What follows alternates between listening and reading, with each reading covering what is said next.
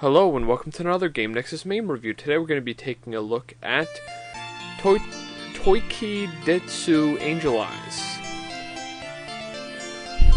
And here's your intro.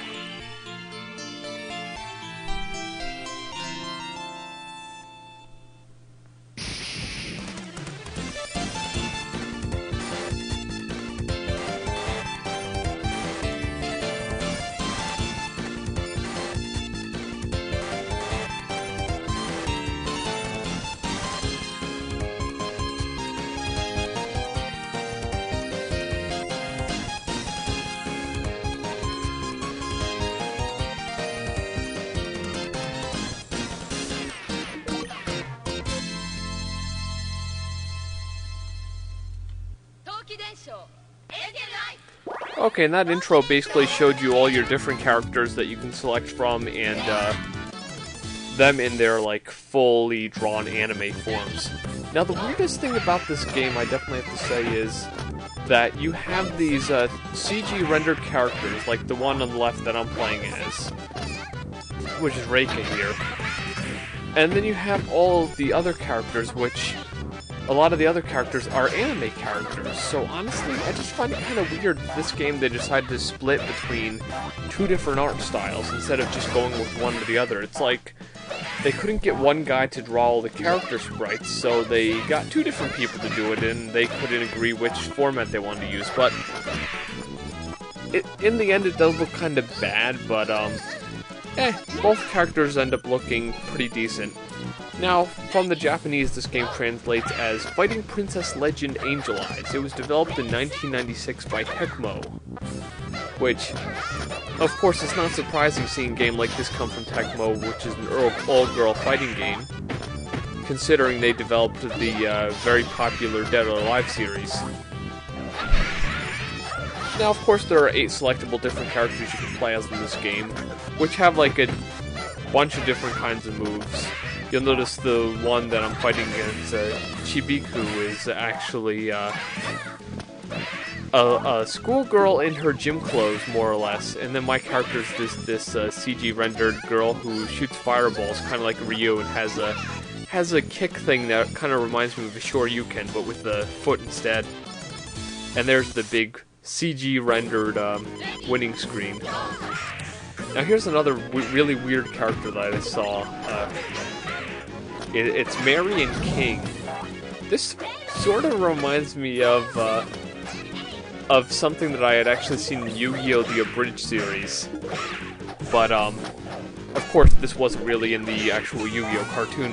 But in Yu-Gi-Oh! The Abridged series, what little Kuribo did is he had the bear, like, be this one character's, like, conduit for her evil, and it would just, like, scream at you and everything.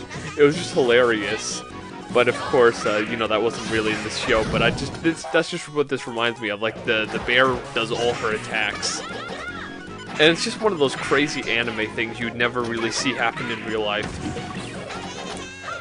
Well, this little quirky arcade game here, it actually, surprisingly enough, did see a console release, in Japan only, of course, on the Sony PlayStation in 1997.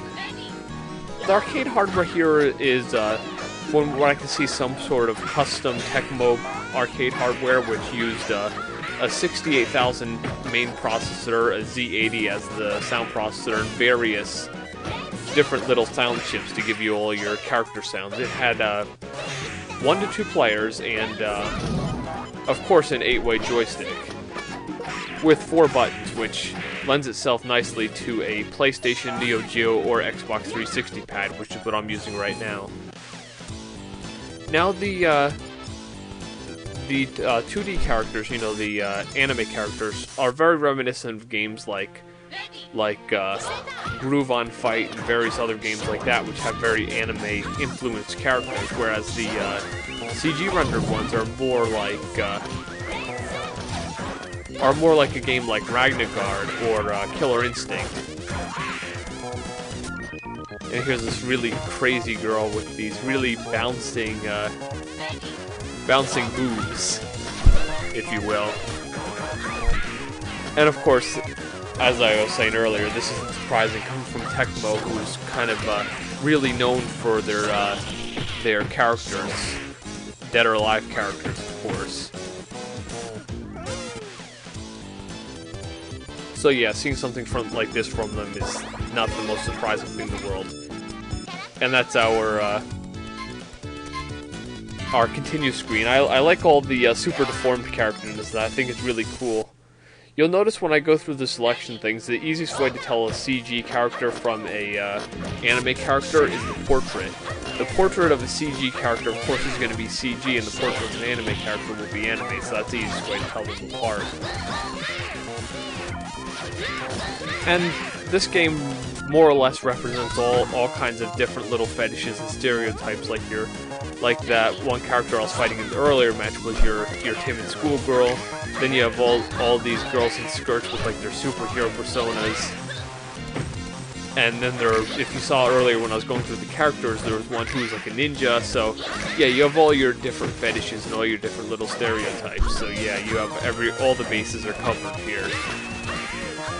And of course, there's a lot of moves, just like a Street Fighter or even a Mortal Kombat game would be, where you have your projectiles and your fireballs and your different kinds of kicks and stuff that just do with the quarter circle forward, quarter circle back, stuff like that. And of course, that kick that I was doing with the other character, which was kind of, I was saying, it was kind of like the Shoryuken,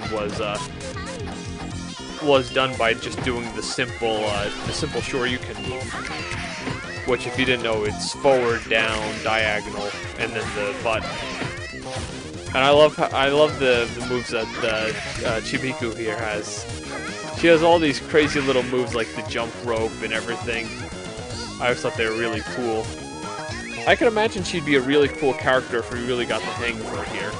Now, one thing I really definitely want to point out here, this is the only game I've ever seen that does this. When the match starts, it throws the two characters together. It's not like me or the AI are actually doing that. It more or less throws you and your opponent together. I've never seen a fighting game actually do that. Usually it's like ready, set, fight, and you're standing there, and then you can just jump and attack the other character. But no, this game actually throws you together. All in all, this is a really cool fighting game. Pretty quirky. Definitely a cool little game if you like anime characters, just like all-girl fighters in general. And if you really get the hang of this game, I could see it being a really fun game. It's a little hard when you go into it not knowing what you're doing, but I really could see this being a fun game if you really take your time to see. Well, this has been another Game Nexus Mame review, and I'll see you later.